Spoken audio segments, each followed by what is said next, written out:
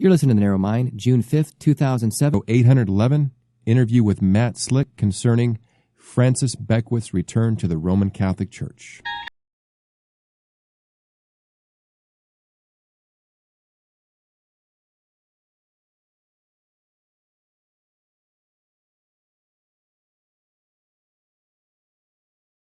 A dimension not only of sight and of sound, but of mind. A journey into a wondrous land whose boundaries are that of the imagination. There's a signpost up ahead. Your next stop, The Narrow Mind.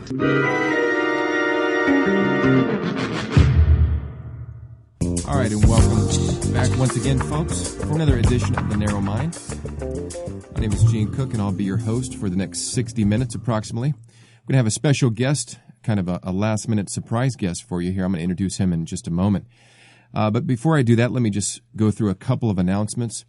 You may recall that last Saturday, this last Saturday that just passed, June 2nd, we had a conference in Moreno Valley on Worldviews 2007, and we ended the conference with a debate on the existence of hell.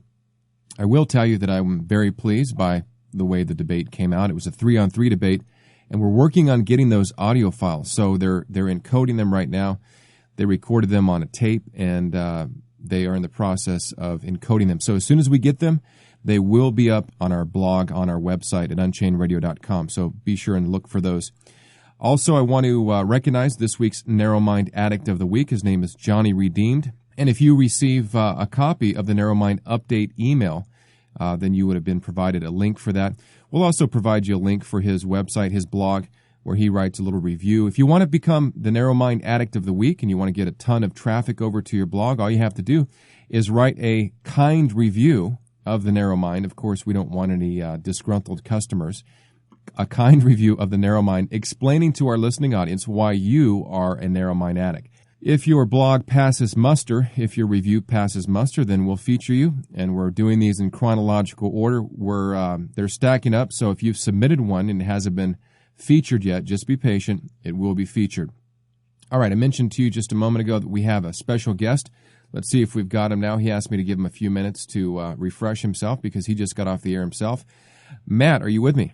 Yes, I'm here, Gene. How are you doing? All right, we've got Matt Slick, the owner and operator of carm.org, a website that, how many hits a month do you guys get now?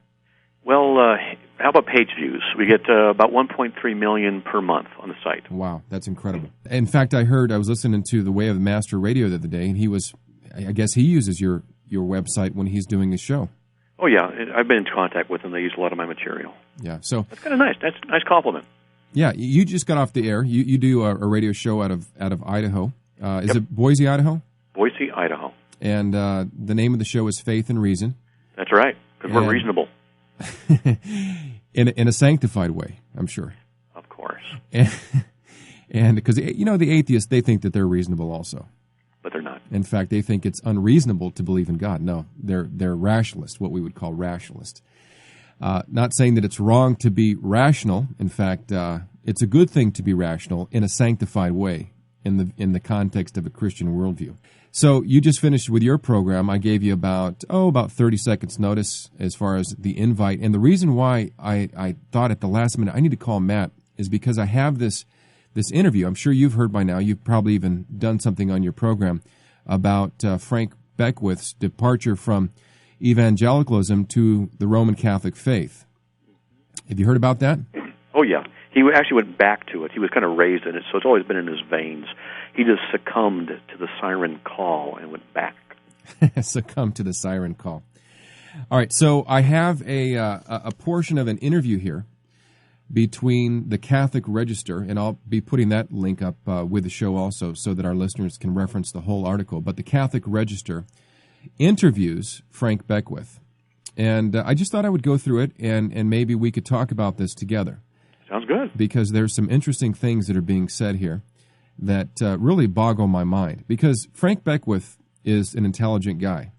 Although I don't agree with his apologetic method or maybe even his Arminian leanings, his Arminian slant in his theology, nevertheless, he's a smart guy. And so I just wanted to get some additional input on this because I'm scratching my head wondering what's going on.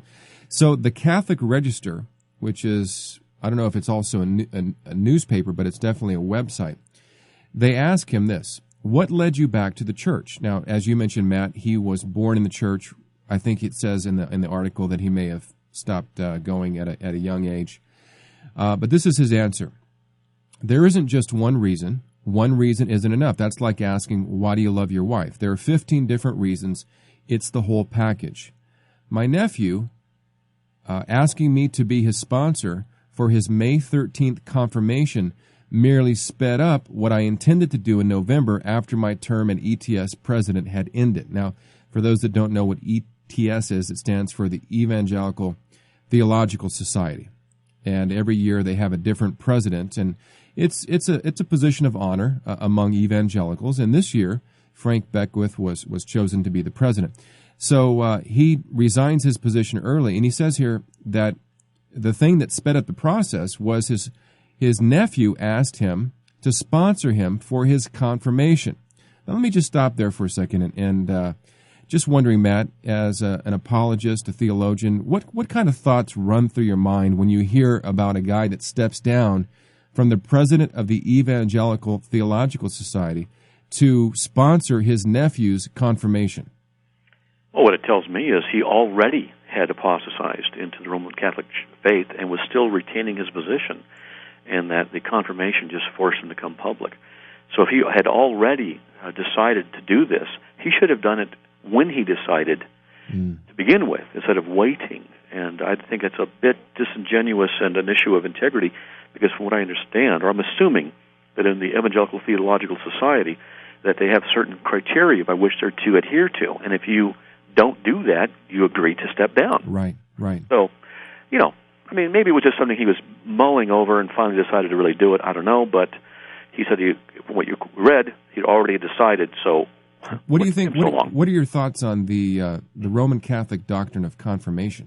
Well, it's I understand why. I can understand its history, coming out of the issue of infant baptism and trying to live covenantally and faithfully as a family member, raising up your children, and then as they grow into the faith, you confirm that the covenant faithfulness between you and God and you has been manifested in regeneration, hopefully, in the child. And that's really, it's a good thing. But as often is the case, as I have been known to say, if you want to mess something up, all you need is two things: people and time. That's it. You'll mess it up.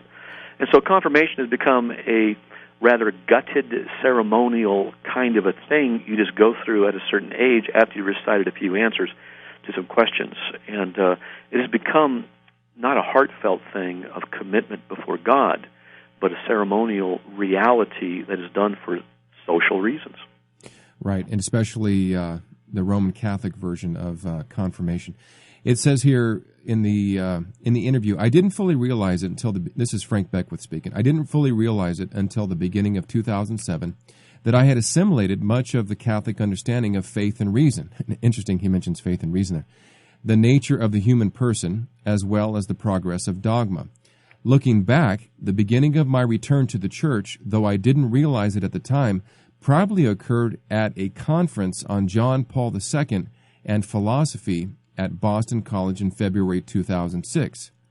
Several months earlier, I had published a small essay in the magazine Touchstone, entitled Vatican Bible School, What John Paul II Can Teach Evangelicals.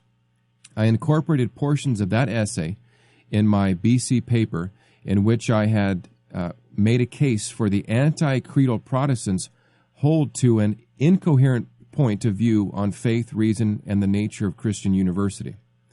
The first question from the audience came from Laura Garcia, a BC philosophy professor who is a Catholic and former evangelical Protestant. She asked me, "Why are you a Catholic?" The question took me by surprise. I gave her an answer. If I remember correctly, that appealed to the doctrines of the Reformation as making all the difference to me. I also tried to account for the Church's continuity as being connected to the Reformers and their progeny, as well as their predecessors in the Catholic Church. In this way, I could defend the creeds as Spirit-directed without conceding the present authority of Rome on these matters. The episode at Boston College nevertheless got me thinking. So I read Truth and Tolerance by Ratzinger and portions of his Introduction to Christianity. Out of curiosity, I picked up a book I saw while browsing the stacks at the local bookstore, David Curry, Born Fundamentalist, Born Again Catholic. I was not entirely convinced by all his arguments, but he did raise some issues about the Church Fathers and the Catholic doctrines of the Eucharist. In mid-November, I was elected president of ETS while still embracing Reformation theology on the 4 key issues I just mentioned.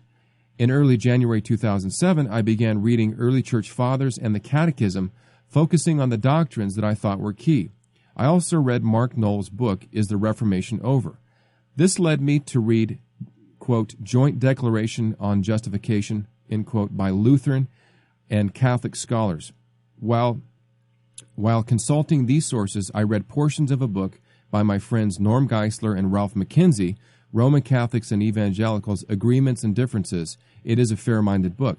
But some of the points that Norm and Ralph made clearly shook me up, or rather, really shook me up, and were instrumental in facilitating my return to the church. Now, did you notice anything absent from the reasons that he's given so far, Matt? Scripture. That's right. It says that he appealed to church history. Church history. A little bit of tradition. Right. So a lot of different books and some philosophy. Mm-hmm. Well, the Scriptures don't teach what Roman Catholic theology teaches in many areas, though we do owe a great deal of debt to the Roman Catholic Church in preserving the documents, and the early form of the Roman Catholic Church was not apostate, most probably as it is now, which held to and clarified the doctrine of the Trinity, the hypostatic union, and things like that. So we have a lot to say, yes, thank you. But one of the problems that I see is a lot of those people who say, see, the Roman Catholic Church gave us the Trinity. It did not. No. But it recognized the truth of the Trinity. And they'll say, see, that's orthodox, therefore the whole thing's orthodox. No. It's like saying a mass murderer pays his bills on time. Doesn't mean that he's a good guy, that he does one thing right. So, the issue has to be, what does the Scripture say? Not what the tradition of man say, not all these great arguments, but what does the Word of God say? You don't find, for example, this confirmation age thing in the church. You don't find transubstantiation in spite of what the Roman Catholics will say. You don't find it in Scripture, and I can demonstrate how and why. And you don't find a lot of things that are taught in there. In fact, there's a whole idea of confessing your sins to priests and have the grace of God administered to you through the priests, because they hold the authority. You don't find purgatory. You don't find indulgences, and a host of other things you could pick on. So, if Scriptures are not the criteria by which he is going to judge what he should and should not do in staying with the church, well, then no wonder he's gone back to the Roman Catholic Church. Yeah, exactly. Also, there seems to be some confusion in his mind between the terminology. He's using this terminology. He says he was still embracing Reformation theology on these 4 key issues. I think what he means to say is he was embracing Protestant theology, because there is a difference between Protestant theology and Reformation theology. Yes, there is. And especially in the context of our day. I mean, Reformation theology means that you are a Calvinist. Right. At the very least. Mm-hmm. He's no Calvinist. No, he's not, and that would make some sense further why he would go that way. There are a lot of errors creeping into the church. Not that Calvinism is the flag we want to salute. We want to salute Jesus not Christ. At all. We don't put all our eggs in the Calvinist basket. But you and I would, if you don't mind including you in this statement, are so stupid. This is what we're left to believe. That's why I say I'm too dumb to believe anything else besides Calvinism. Sorry, it's the way I see Scripture. But Protestants are of many kinds, and the Reformed faith or Reformed version of it or flavor is within the realm of the broader scope of Protestantism, as is Wesleyanism, as is Lutheranism, etc. So, right. Now, let me ask you this, and this is going to really put you to the test. You're going to have to. Do you think that somebody can be saved and deny? I'm not just talking about be ignorant of, but I'm talking about deny, argue against the doctrine of justification by faith? Let me kind of get an escape clause in there.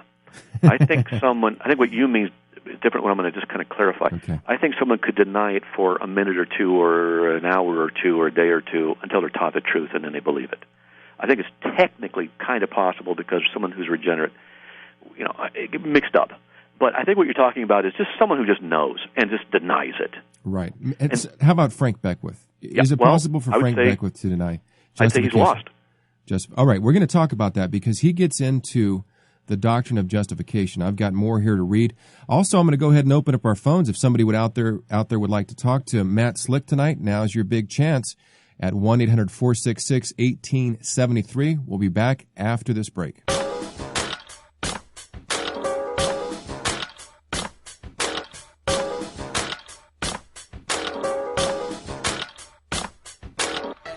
Two suits, two tokens in hand. I got no respect cause I'm the new man. Got my shovel, shoes full of sand. Check out the tag, the name is Caveman. Hello, Gene. This is John in the Smoky Mountains, and I listen to The Narrow Mind, and I love it when you talk about the law of non-contradiction. I mean, I hate it when you talk about the law of non-contradiction, and I don't listen to The Narrow Mind and never have. In fact, I'm not talking on the phone right now because I'm here and not here at the same time, but not in the same location. And as all of God's people said, booyah. You want a break? Knock on the warden's door. Dig it up, oh yeah. Dig it up, oh yeah. Dig it up, oh yeah. Dig it up, oh yeah. Dig it up, oh yeah. Dig it up, oh yeah. What's up, Gene? You called me up and said you had a question for me. And then I call you back and you don't answer the phone and just leave your stupid message. Your stupid voicemail answering machine. I'm walking around in Barnes & Noble right now and people are looking at me like I'm some sort of an idiot talking out loud like this. I don't know why you leave me messages asking me to call you back, you goofball. You trying to play games with me? You had enough. You don't have any arguments left. You got to play games. You silly, stupid fundy. Give me a call back, you wacky tobacco, cocoa puff smoking fundy whack man, gnarly nibbling, hairy chested fundy. To replay, press 4. There's Betty Stevenson, an ex-con and former drug addict, struggling to raise 2 kids when Mormon missionaries come by. And they came in and told me the most preposterous story I have ever heard in my life. They told me about this white boy, a dead angel, and some gold plates. And I thought, I wonder what they own. Now, Matt, I have to apologize to you because I know how much you don't like rock and roll, that you think Christian... I love that bumper music. That's good stuff. I figured you would. I don't know if you can get away with playing Ozzy Osbourne on Christian radio, though, if you're on a regular traditional radio station. Well, Iron Man's pretty good. All right. So, Matt told me the stories about how he used to be driving to seminary with his windows rolled down, playing Stryper really loud. Oh, yeah. And had my hair spiked a little bit, and I had 2 guys tell me I wasn't a Christian. They were STEM students who said, "You're not a Christian." Wow. I said, "Why?" It's because you listen to this rock and roll stuff. And I didn't even have time to respond because somebody who just happened to be in the neighborhood who's coming up to the campus for the bookstore overheard these 2 guys say this and just jumped all over them. I just sat back and watched the fireworks. It was great. That's one of the benefits of attending a Reformed seminary. Oh, yeah. Yeah, that wouldn't happen at an evangelical seminary. You might be taken up on charges or something. Well, hey, you know what? Just to say this, I went to a good sound, and it was good folks there, but I even told one of the students there, another student, that I had actually seen with my own eyes and a witness. I'd seen a demonic manifestation. I mean, during my occult days, I'd seen it. And he looked at me and said, "No, you didn't see it." "Yeah, I did." "No, you didn't. I don't care what you say. You didn't see it." He walked off. Okay. All right, we're talking about an interview that took place. If you just joined us, my guest tonight is Matt Slick. And by the way, I should probably mention that we didn't have a show last night because I was down in Tijuana doing some teaching down there in a Bible Institute. And I know you've got a heart right now for Tijuana also, Matt. I have a brother-in-law down there. And let me just say something really quickly. In La Mesa prison, which used to be the 9th worst prison in the world, and I should get you in contact with the chaplain who helped to change that. It's really a great story. But I went down there a couple, 3 months ago. I think I met you, too, when I was down there. Right. And guess why my brother-in-law is in jail? Now, you won't ever guess it, but I say, guess why, and I'm going to give you the answer. He pulled down his shirt while I'm talking to him, getting ready to preach. Mm-hmm. He says, "This is why I'm in here." And on his chest is tattooed, "Only God will judge me." He's got that tattoo to mock God. he said 2 days later he was in a Tijuana. 2 days later? Yep. Wow. I said, God is your judge. He said, yes, he is. Is he saved? Have you talked to him recently? I haven't talked to him recently. My wife's going to go down in a couple of weeks to see him, and all we can say is the Lord's working on him. He's getting humbled. So praise Good. God for that. Good. All right, let's get back to our article. We're looking at an interview that took place between the Catholic Register. It's a website. It may also be a paper. I don't know. But I'm going to be putting up the link on our blog. And it's an interview with Frank Beckwith talking about his recent departure from evangelicalism and his return to the Roman Catholic faith. And now is where it gets really interesting in the article, because she begins to ask him, or the person interviewing, I don't know if it's a man or a woman, the interviewer begins to ask him about the doctrine of justification. And the question that's asked of Frank is, what was their take on the issue you had just read about justification? Frank answers, for example, in their section on salvation, they write, although the forensic aspect of justification stressed by Reformation theology is scarcely found prior to the Reformation, there is continuity between medieval Catholicism and the Reformers. Now, there's two statements. This is what let me read it to you again, because I just about fell out of my chair when I read this. For example, in their section on salvation, they write, although the forensic aspect of justification stressed by Reformation theology is scarcely found prior to the Reformation, there is continuity between medieval Catholicism and the Reformers. There's continuity between what? Now, he's talking about the book that was written by Norm Geisler and Ralph McKenzie called Roman Catholics and Evangelicals, Agreements and Differences. And so the interviewer asks him the question, what was their take on the issue you had just read about justification? He says, once again, although the forensic aspect of justification stressed by Reformation theology is scarcely found prior to the Reformation, there is continuity between medieval Catholicism and the Reformers. I'm not sure what he means by continuity. Medieval Reformers. Medieval Catholicism and the Reformers. Okay. That I'm not so sure about, but he's absolutely wrong about the idea of justification not found prior to, or forensic justification, right, which means a legal declaration of righteousness imputed from the work of Christ to the believer. There's more here. Listen to this. Then I read the fathers. Now he's talking about the church fathers, of course, those closest to the apostles. The Reformation doctrine was just not there. To be sure, salvation by grace was there. To be sure, the necessity of faith was there. And to be sure, our works apart from God's grace was decreed or decried. But what was present was a profound, let me reread that. But what was present was a profound understanding of how saving faith was not a singular event that took place on a Wednesday, for example, to quote a famous gospel song, but that it was the grace of God working through me as I acquiesced to God's Spirit to allow His grace to shape and mold my character so that I may be conformed to the image of Christ. I also found it in the Catechism. Now, he's talking about, I'm sure, the Roman Catholic Catechism. You know, there's so many things you're saying here I could just comment on really quick, and I can't remember everything, but he's, you know, could you read that last bit? Yeah, he says, but what was present? He says, okay, the necessity of faith was present, salvation by grace. Mm-hmm. He says also, our works apart from God's grace was decried. Okay, so that's positive. But what was present was a profound understanding of how saving faith was not a singular event that took place on a Wednesday, to quote a famous gospel song, but it was the grace of God working through me as I acquiesced to God's Spirit to allow His grace to shape and mold my character so that I may be conformed to the image of Christ. I also found this in the Catechism. That is arrogance. It was the Spirit of God working in me. He allowed it to occur. Right. How majestic of Him to allow the Spirit of God to work. God's sovereignty is subjected to man's whims. That's right. And this is nothing but arrogance. And, you know, when people say that the early church fathers taught what Roman Catholicism taught, you want to know something? Yes, they did. And they did not. You can always find a church father to contradict another church father. That's why I was saying my church father can beat up your church father. That's right. You just can't go with it. You have to go with the Scriptures. And the Bible says, having therefore been justified by faith. That's right. It's Romans 5:1. That's where it is. And there were errors. You know this, Gene. I mean, geez, there were errors creeping into the Christian church, which is why half the New Testament was even written. That's right. So this whole idea of appealing to the people who are close to the New Testament? Well, you know what?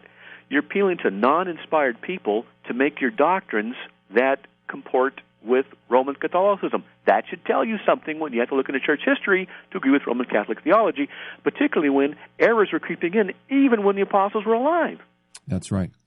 He goes on to say there was an aesthetic aspect to this as well. The Catholic view of justification elegantly tied together James and Paul and the teachings of Jesus that put a premium on a believer's faithful practice to Christian charity. Catholicism does not teach, quote, works righteousness, end quote. It teaches faith in action as a manifestation of God's grace in one's life. That's why Roman Catholicism. That's why Abraham's faith results in righteousness only when he attempts to offer his son Isaac as a sacrifice to God. Oh, brother. So I guess God didn't know that he was going to do that.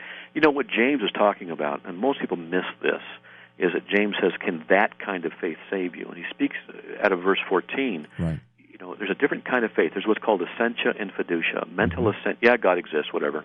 Let's go rob a store. Or fiducia, yes, God exists. I'm not going to rob the store because God's real. Right, it's a trust. Right, and by which we're saved. And what James is talking about is these two different kinds of faith. And he's looking on the horizontal level, the human level. Right, you show me, and I'll show you, is right. The argument that James makes. And Paul, he says, yeah, exactly. You show me by your faith, show me what's in you by what you do. Right. That's what he's saying. So the justifying faith that's in you is from God, and that's how come you're seeing the works of justification. But, you know, Romans 3:28 and 30 says this, for we maintain that a man is justified by faith apart from the works of the law, apart from anything that we would do. Right. It's said to be that. You know, what amazes me about Roman Catholicism is its consistent adeptness at obfuscation. That means it's really good at making things muddy. Yeah, and he's making it muddy here by his language. Because he says saving faith is not a singular event that takes place. Now, he's not being precise with his language, because you and I would agree that saving faith is something that the believer possesses from the day that he is born again until the day that he dies. Right? Absolutely. But we're talking, this is a question about justification. Right. And so he's equivocating on justification and saving faith. And there's where the confusion comes in. Like you said, it's obfuscation.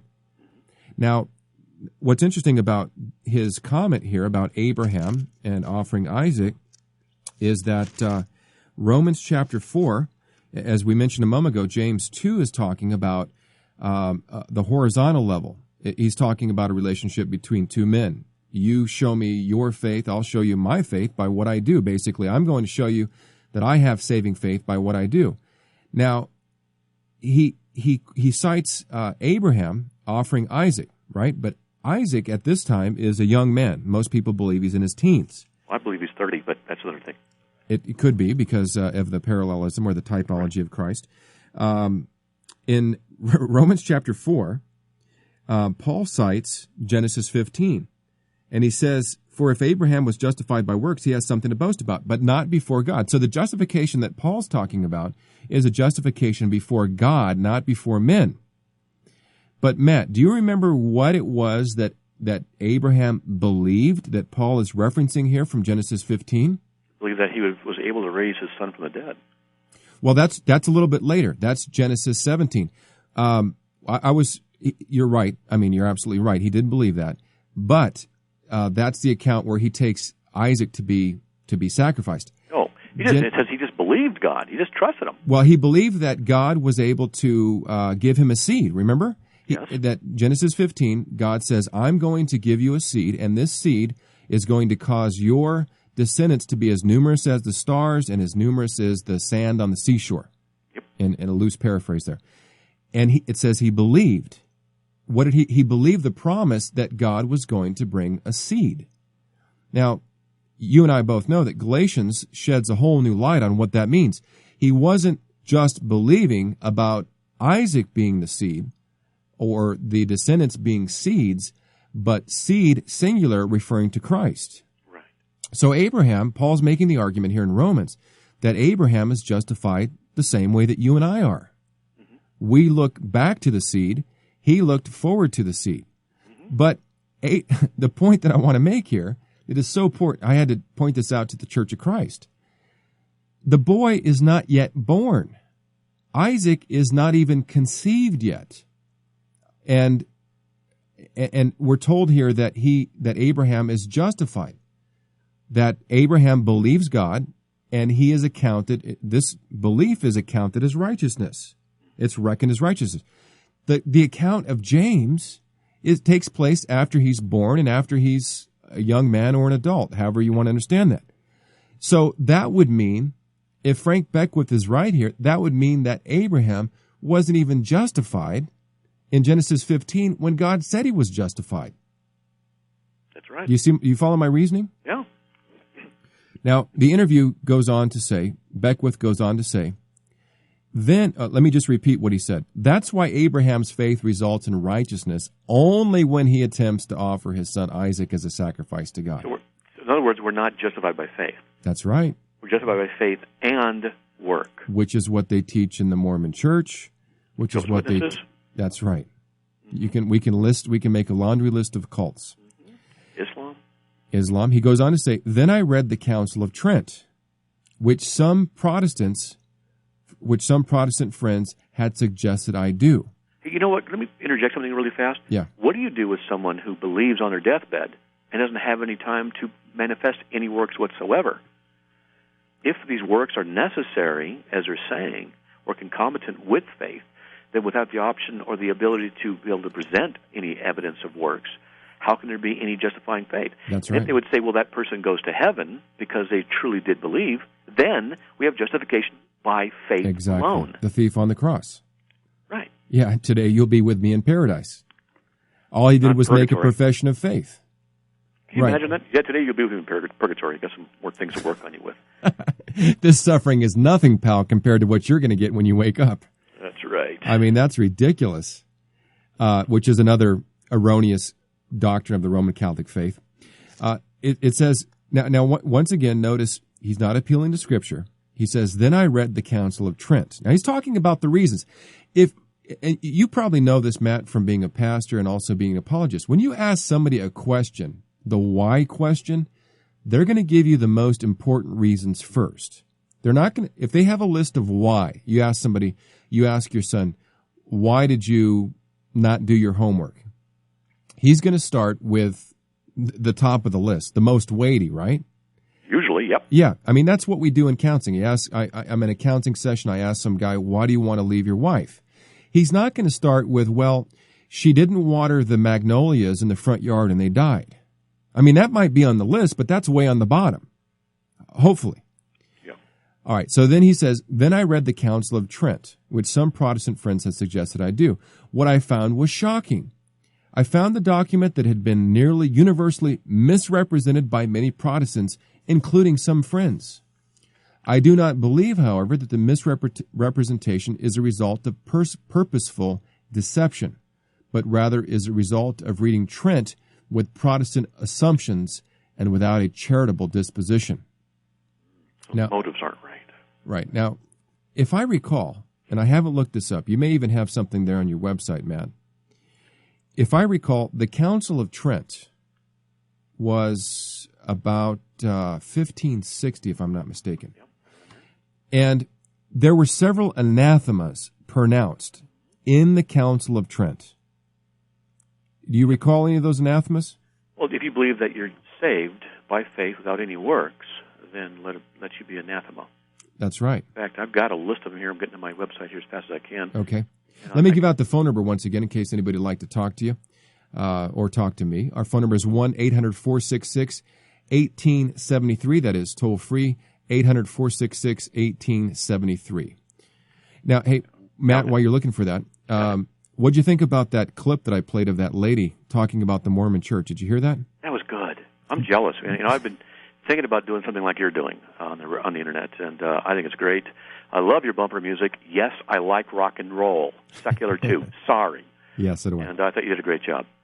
Yeah, that's actually, the one of the news channels, or one of these documentary channels, I can't recall which one it was, since Mitt Romney is a Mormon, he's running for president, they did it may have been Anderson Cooper 360 or one of those shows, basically did a story on Mormonism and Christianity, or Mormonism in America, or something like that. It was like a 5-day thing. That's actually a sound clip lifted out of that program. And that lady became a Mormon. Now, she's black. You can tell by listening to her voice that she's black, right? Well, it shouldn't become Mormon because of their theology. She became a Mormon, most probably, as most do, because of the social structure and the nice attitude and the help, which is a good thing. Yeah. But it sucks people into deception. That's right. You're not going to get saved because they have a good social program or they take care of the poor. That's for sure. All right. You got any of those anathemas there? Sure. I've got Canon 9. This is out of the Canons on Justification by the Council of Trent, which was closed on December 14th, 1563. Okay. Canon 9. If anyone saith that by faith alone the impious is justified in such wise as to mean that nothing else is required to cooperate in order to the obtaining the grace of justification. Notice you have to do something to obtain it. Anyway, and that it is not in any way necessary that he be prepared and disposed by the movement of his own will, let him be anathema. Or Canon 12, if anyone shall say that justifying faith is nothing else than confidence in the divine mercy, pardoning sins for Christ's sake, or that it is that by confidence alone by which we are justified, let him be accursed. Wow. How about number 14? If anyone saith that man is truly absolved from his sins and justified because he has assuredly believed himself absolved and justified, you're not going to have a problem. Just because you believe it doesn't mean you are, but at any rate. Or that no one is truly justified but he who believes himself justified. Now, what they're talking about contextually is misbelieving, the true person trying to believe in justification by faith. Let me kind of back up here. Or that no one is truly justified but he who believes himself justified, and that this is by faith alone, absolution and justification are effected, let him be anathema. So we're saying, if you believe in justification by faith alone, and this is how it's received, that you're justified by faith alone, then be cursed to hell. Right. It's not talking in generic terms about saved by faith alone. Right. It's specifically talking about justification by faith alone. Now listen to what Beckwith says about that. He says, for example, Trent talks about 4 causes of justification, which correspond somewhat to Aristotle's 4 causes. It's amazing to me that he's appealing to Trent and Aristotle, but I'll continue reading. None of these causes is the work of the individual Christian, for according to Trent, God's grace does all the work. However, Trent does condemn faith alone, but what it means is mere intellectual assent without allowing God's grace to be manifested in one's actions and communion with the church. This is why Trent also condemns justification by works. Now, I don't recall Trent condemning justification by works. Are you aware that Trent condemns justification by works? Oh, of course. Well, apart from faith. Right. What they say is faith and works. Right, okay. So once again, okay, let me read this again. And I got something. Okay, go got ahead. A quote for you here. Jump in. You're going to love this. I found it. The Catechism of the Catholic Church, paragraph 1821. Now listen to this. We can, because it's about works and faith. Listen to what they're saying. We can therefore hope in the glory of heaven promised by God to those who love him and do his will. In every circumstance, each one of us should hope, with the grace of God, to persevere to the end and to obtain the joy of heaven as God's eternal reward for the good works accomplished with the grace of Christ. Amazing. That's it, paragraph 1821. That is Mormonism. You're going to say a Mormonism could sign on the dotted line. Yes. Because right they'll tell you that it's all grace too. It's all grace. After grace all by that you God's can works. In other words, a little bit of what I do and mostly what God does. Just mostly grace and a little bit of my works. Well, no, I'm sorry. That'll damn you to hell. That's right. I just don't understand. I guess part of the problem here is that he's appealing to Aristotle. Now, I don't know if you've ever given any thought. I'm sure you have. I forgot who I was talking to here about the implications of natural theology. This idea that man can reason himself apart from, now let me clarify what I'm saying, apart from the Word of God into a position of justification, or into a position, well, you couldn't be justified without believing the gospel, but into a position of saving grace. Where, in other words, it's a form of Christian rationalism that says, well, we don't need the Bible. We're going to appeal to him on the basis of logical arguments alone. Yeah, we're not saved by our minds. There's what's called the noetic effect of sin, from the Greek naos, which means mind. The noetic effect of sin. It's upon our mind as well. And therefore we are incapable of properly rationalizing and understanding the very nature and truth of God's Word. And particularly in natural theology, which is observing around us and thinking without the revelation of Scripture. We can't do that. No, we can't. If we could, then why do we have the Bible? Right. What does the Bible say about the condition of man's mind? It's existing in a state of darkness. Yeah, enslaved to sin. Enslaved to sin. He's spiritually dead. Yep. And he's unable to do good. He can do no good, Romans 3, 10, 11, 12. He's not seeking God. Cannot God. Understand spiritual things, 1 Corinthians 2:14. He's heart's full of wickedness and evil and deceit. You just go to Ephesians 2, Jeremiah 17:9. Oh, yeah. Yeah, he's held captive to do the will of the devil, 2 Timothy 2:24 through 26. Ooh, and Romans 6, 14 through 20. All right, hey, I got a guy, I don't know if you've ever talked to him, but I've got a caller on the line here. Grace, you want to tell us who's calling, please? You're going to like this guy. Can you hear me? You remember my wife, Matt? Oh, yes. Hi, Matt. How are you? I'm trying to involve her in the program a little bit, so she's announcing the calls for me now. We have Dustin from Greensboro. Greensboro, North Carolina. Dustin, welcome to the Narrow Mind. Oi, Vato. How you doing this evening, ese? See, Dustin used to live in southeast Los Angeles. Yeah. Yo hablas español, ¿sí? Sí, puedo hablar. Ah, excelente, hombre. ¿Qué quieres? Muy bien, muy bien. Creo que necesita hablar de católicos. Okay, you want to talk about Catholics? Okay, let's go. Dustin is actually the pastor of a Reformed church there in Greensboro, North Carolina. You mean they have Hispanic Reformed churches? No, he's a güero, man. He's a white guy. He's a gringo. Yes. Yo, man, you need to back off. They say I'm going to get my cholos from the barrio to come down there and take care of you, ese. Well, they don't live very far from my house, so I'm sure you could do that. Yeah. It's good, man. Now, they do live far from your house, though. Yeah, we got some around here. Plenty of oportunidades to practicar español. All right. So what's on your mind this evening? Just listen to the discussion, and I've had a tremendous amount of interactions with Catholics because, we have an abortion outreach ministry that we do twice a month, and it's just loaded typically with Catholics on Saturday morning. Wow. You mean Roman Catholics coming to have their babies killed, murdered? No. Standing outside protesting. Oh, okay. Good. I'm glad we made that. So we're out there with them, and they obviously start talking to us. But what I've started to do is take my copy of the Catechism of the Catholic Church with me, and every time they talk about the Pope or I see them, playing with the rosary or something like that, I've got that and my copy of the Council of Trent versus Scripture. What I've done is some of the canons of the Council of Trent that basically contradict the Protestant position. I've got those listed on a piece of paper, and then the Scripture that contradicts those listed underneath. And we'll start talking about the church. And one of the things I like to read to them is paragraph 841 from the Catechism of the Catholic Church, which says this. The title of the paragraph is The Church's Relationship with the Muslims. It says, quote, "The plan of salvation also includes those who acknowledge the Creator, in the first place amongst whom are the Muslims.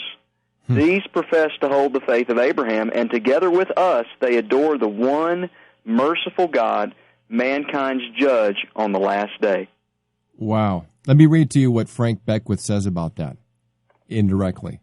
He says, quote, "I am convinced that the typical Council of Trent rant found on anti-Catholic websites is the Protestant equivalent of the secular urban legend that everyone prior to Columbus believed in a flat earth." So he says that this is a typical Protestant rant that is unjustified. Well, I've got the apostasy of what professes to be the one true Church of Christ. I read it from their own document. Yeah. They say that Christians worship the same one true God as the Muslims, and the Muslims consider that absolute anathema. It's called the sin of shirk in Islam. And if you commit that sin, if you claim to embrace the same God as the God of Christianity, you're basically signing your own death warrant if you're living in a country under Sharia law. Wait a minute. I think I bought that DVD for one of my kids. Yo, este, man, it's the wrong country, Vato. I'm sorry, that was Shrek. Oh, okay. Shrek. Hey, man, can I jump in real quick? Go ahead, Matt. on my website, I've written an article on just that, is a Catholic Catechism's view on the Muslim God wrong. And I have paragraph 839, 40, 41, 42, and 43 reproduced there so you can see the context of what it is. And I've got some quotes from the Quran. Here's two of them.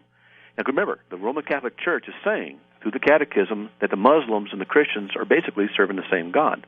Now, we serve a Trinitarian God, right, guys? Yes. Absolutely. Right. They do blaspheme who say Allah is one of three in a trinity, for there is no God except one Allah. If they desist not from their word of blasphemy, verily a grievous penalty will befall the blasphemers among them. That's the Quran, chapter 5, verse 73. Here's one more. They surely, that's a different version. That's good enough. They are absolutely denying the doctrine of the Trinity. Absolutely denying it. There is no way that the Roman Catholic Church and the Muslim Church believe in the same God. So they're mutually exclusive truth claims. Right. So what you're saying there, Matt, is that the Quran, the writers of the Quran, were a little bit more theologically astute than the writers of Trent, because they understood that we weren't worshiping the same God. Well, they knew that. Well, there's a lot of errors around the Aryan time of Muhammad, Arianism for one of them, and I think it was Nestorianism as well, Nestorianism. And so there's some misrepresentations of Christian theology. But the whole point is the Roman Catholic Church is horrible. What is on the hat, the mitre of the Pope, but a crescent moon? Right. And Our Lady of Fatima, is the daughter of Muhammad. Right. Now, the Roman Catholic Church is pursuing the Muslim nation and wants to be unified under one hat, so to speak. I think the Mormons are to some degree also. Oh, sure. All of the demonic religions work together, don't they, ultimately? Everybody wants a piece of Islam. Listen to this. The interviewer in this article says, you dug even further back than Trent, though. Beckwith says, I returned again to the Fathers and found in them very early on, confirming the real presence, infant baptism and apostolic succession, as well as other Catholic doctrines. And by the way, there are Reformed brothers that believe in infant baptism, but not for the same reasons that Roman Catholics do. I believe in infant baptism. But not for salvation, but for covenant relationship. That's all. I know. And if you don't agree, that's okay. We'll give you a little latitude to be wrong on certain issues. That's okay. I appreciate that, because I sure need a lot of latitude. He goes on to say, even in cases where these doctrines were not articulated in their contemporary formulations, their primitive versions were surely there. But what was shocking to me is that one never finds in the Fathers claims that these doctrines are unbiblical or apostate or not Christian, as one finds in contemporary anti-Catholic fundamentalist literature.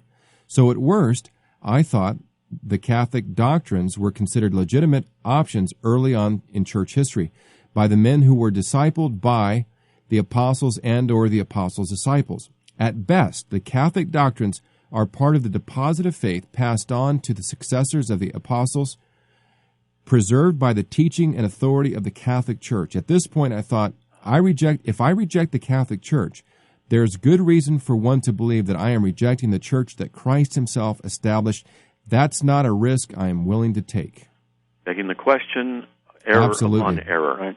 Because the church, the Catholic Church, which I have no problem using that terminology, it just simply means universal.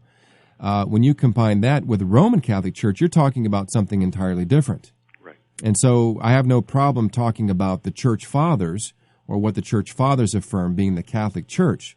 But there's kind of a sleight of hand here for, I think, those that may be uneducated on these subjects, because the Roman Catholic Church didn't begin, or at least as we know it, didn't begin much later in church history. Yeah, I think it was over the Donatist era. Yeah. That's another thing. But yeah, the Roman Catholic Church early on, the Roman Catholic Church, notice, Roman Empire, Roman Catholic, was wedded with politics. Right. After Constantine got around, and there were some other errors and some things that crept in. And that's it. If errors were creeping into the church, this is what I've asked Roman Catholics. They'll say, you had a true church, right? And I'll say, they'll say, yeah, of course. And I'll say, wait a minute.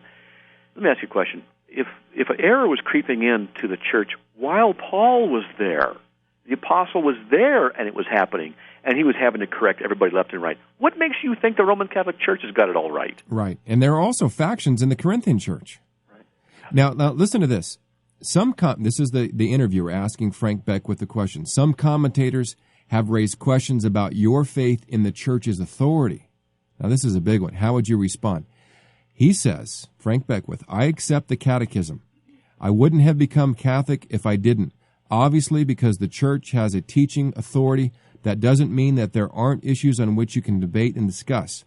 I do not think one of the difficulties that some Protestants have is that they have, or I do think that one of the difficulties that some Protestants have is that they have an authoritarian model of Catholicism, that there are guys sitting in Rome making these things up, and that's unfair to Catholicism. Well, if they're not sitting in Rome making them up, where are they sitting? They're sitting somewhere making them up. And by the way, these anathemas that we read from Trent were never retracted. Have they ever been retracted? No. Well, then I would assume that they carry some weight in the Roman Catholic Church. They're referred to in the Catholic Catechism at the bottom of the page. You'll see them referred to in the bottom in the footnotes. Are you talking about the 1992 version? Yeah. Amazing. And I think they would have to be retracted in order to do away with them. Yeah. Yeah, this is all part of the desire to do basically what the Mormons and every other cult wants to do, except for a few. They want to be within the mainstream, and they want to be seen as some type of an evangelical, just a different variant of an evangelical. And that's exactly what I've ran into outside of the clinic on Saturday mornings. A lot of this comes from the influence of Scott Hahn and some others who have apostatized from Protestantism, and they know the language, they know the lingo, and they try to cross the language barrier. Right.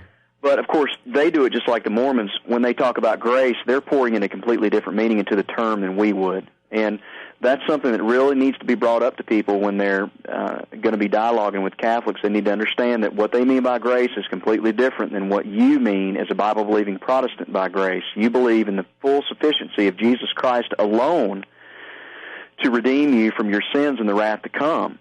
However, what they think is that it's Christ's grace plus your works, your meritorious works, that will dip into the treasury of merit in order to cause you to be justified, and that sanctification as well as justification is growing throughout life, whereas Protestants would say, no, justification is a one-time declarative event that occurs forensically. Right. By God's grace. It's part of God's declaration to do that to an elect sinner, and that sanctification is a process where Luther described that as being turned from a dunghill covered with snow into being more refined and more purified throughout life through trials and tribulations and just the general sanctification process. They say no, both justification and sanctification are like the dunghill. It's covered up with snow at the initial point of justification, but throughout life, you have to grow in your justification. It's not a one-time declarative act. Hey, let me ask you a quick question. I forgot, what was your name again? Dustin. Duncan. Hey, Duncan. No, Dustin. Dustin. Oh, that's right. Yeah, you can call him Duncan, though, because he likes donuts, but okay, his real name cool. is Duncan, Dustin. Man. No, hey, Dustin, I got a question for you. Can we merit for ourselves the graces needed for sanctification? It's a set-up question. No. No, we can't. Well, the Catechism says you can in 2010. Well, hey, we must be wrong. Dustin must be wrong. Moved by the Holy Spirit and by charity, we can then merit for ourselves and for others the graces needed for our sanctification. Right. But that's brothers, the whole point of the rosary. Gosh. But brothers, the Bible says, work out your salvation with fear and trembling. Yeah, for it is God who is in you working out both. Oh, well, we don't like Philippians 2:13. We don't like to quote that part of the verse. That's right. And also, here's another one. Catholic Catechism 2023. Sanctifying grace is the gratuitous gift of this life that God makes to us. It is infused by the Holy Spirit into the soul to heal it of sin and to sanctify it. So what they're teaching is that the grace of God is infused into a believer. This enables the believer, the Catholic that is, to be able to do good works, and this action with the infused grace of God, which produces good works, and the good works and their sincerity of heart in the Roman Catholic Church system is what ultimately is what judges you to be found whether or not worthy to go to heaven or not. Yep. Amazing. That is flat-out doctrine of Satan. That's what it is. It is. It's false doctrine. Right. It is false doctrine. Anybody who's holding to that is in dire danger of eternal damnation. Well, and that's why there's no way. Somebody asked me a couple weeks ago, do you think Frank Beckwith is saved? I said, absolutely not, because he knows exactly what he's getting himself into. It's not like we have some stupid idiot who's just, somebody that has simple faith in Christ. Some Assembly of God youth pastor. Right. Right. Simple idiot. They're good guys. No, I know, but there is a famous, I forgot what his name is. He's been on the Bible Answer Man a couple times. He was a youth pastor in the Assembly of God, and then he's like a famous apologist now for the Roman Catholic faith. Jimmy Aiken, I believe. That may be. I don't remember his name, but hey, brothers, we're out of time, and I want to thank you, Dustin, for calling in. I really appreciate your input on this topic. Hey, thank you, brothers. Good talking to you. All right, take care, and say hello to Marty and Sterling. I was going to call him Sparky. God bless, guys. Right. Good talking to you. Have a great evening. All right. God bless, Dustin. You know, if I was a dispensationalist, Matt, I would definitely think the rapture was happening tomorrow. Because, why that? Well, because the Bible, dispensationalism teaches that there's going to be a great apostasy. We could have a show on the issue of the apostasy and the signs of the apostasy in the Christian church. We could. Because, it's one of the hot buttons with me, the failure of men in the church, the failure of us to do what is right in the church in many areas, and I'm worried. But, hey, I'm post-trib, so I got to wait 7 years. There you go. So you've got some time to get busy with the evangelism that needs to take place. That's right. I got work to do. There you go. Hey, brother, I really appreciate you coming on the program to talk about the subject, especially on short notice. We're talking 2 minutes. 2 minutes. My pleasure. I loved it. It's great. All right, and look forward to talking to you again sometime. Take care. Okay, man. God bless. All right, you too. Bye-bye. Okay, see you. Bye. All right, this sums it up for this edition of The Narrow Mind. I'll be back tomorrow morning at 9 a.m., and I'll probably be talking about some of the aspects of the debate that I had that took place on Saturday evening concerning hell. Hopefully, I'm going to try to get the audio files by then. If I don't have them, though, I'll just kind of talk about the debate. We'll also take some calls in reference to the subject of hell. So feel free to give us a call. You've been listening to The Narrow Mind, and until next time, until we meet again, may the Lord continue to bless the study of His Word.